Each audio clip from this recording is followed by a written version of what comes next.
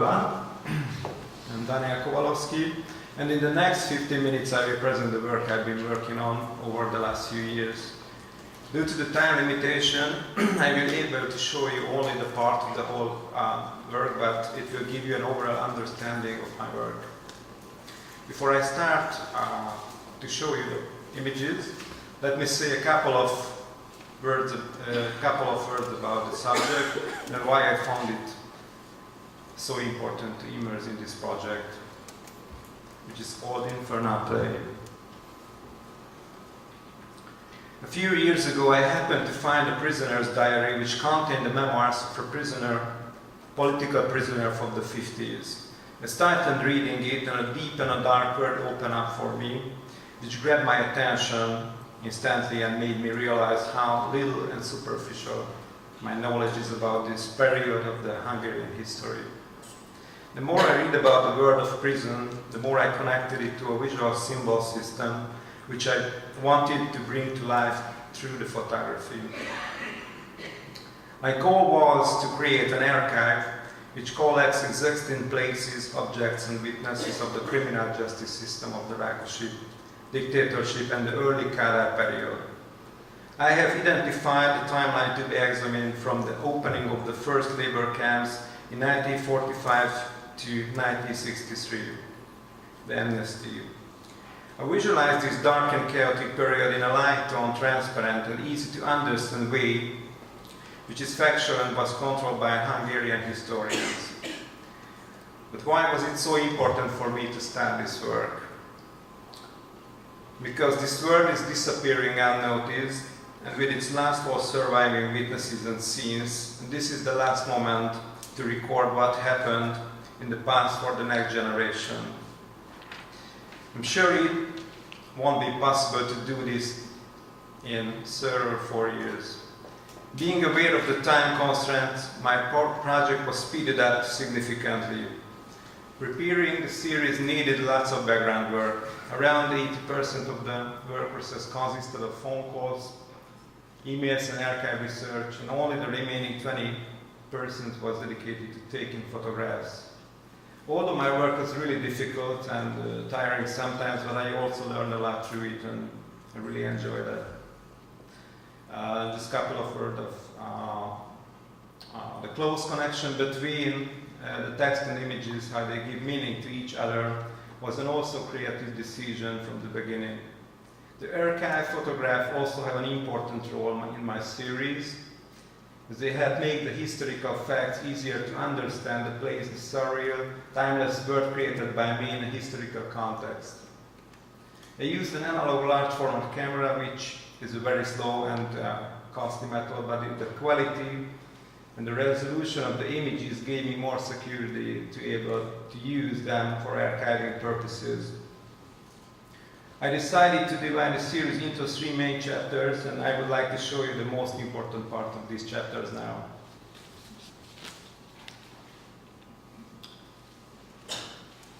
Chapter 1 shows the people and scenes which played an important role in building up and maintaining the dictatorship in Hungary. After the Second World War in Hungary, these men, Máté Rákosi, Ernő Gerő, Mihály Farkas, coming back from the Soviet Union, introduced a new Stalinist dictatorship, following the Soviet example in which human rights were severely violated. As a result of short trials, thousands of political convicts were sent to forced labor camps, were imprisoned and executed based on fictional charges. Let's see the images.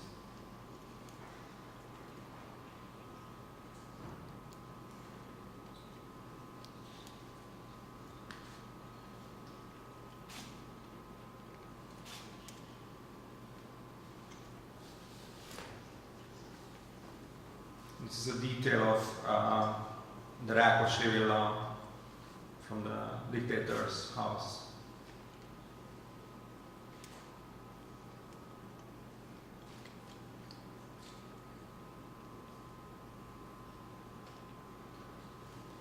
This is the house where the officers lived.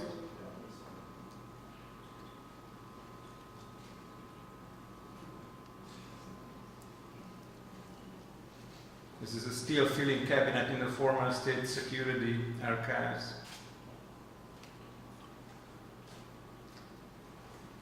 These guys, they were called the Troika, the Führer Troika, maybe you have heard about it.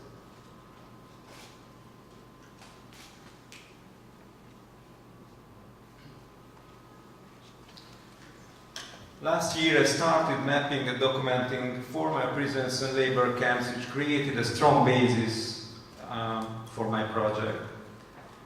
The chapter 2 is about the darkest prisons and labor camps and the survivors who spent years in these places. They still bear the wounds of the past themselves, which could never heal. I think these scenes will be holding a remembrance of the physical and mental suffering of thousands for a long time.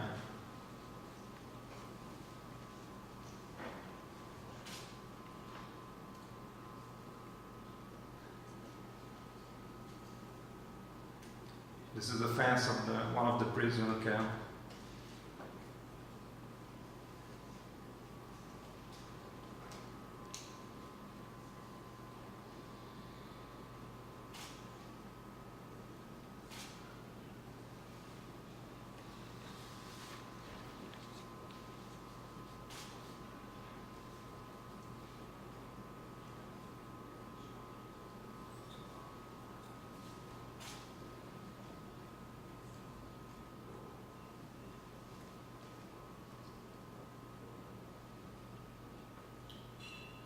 He has already passed away. It's an important moment in the series.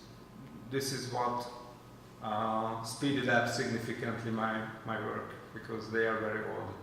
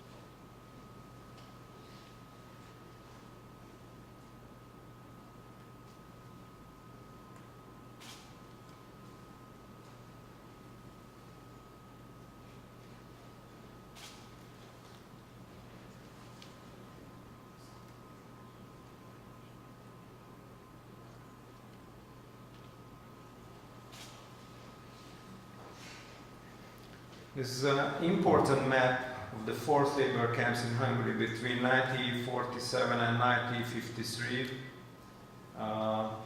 This period, nearly 30,000 people were interned without any trial and court decision. 255 people were executed after the revolution, and 26,000 people were sentenced to imprisonment. Unfortunately, we don't have any sources which would indicate how many thousands of families' lives were destroyed.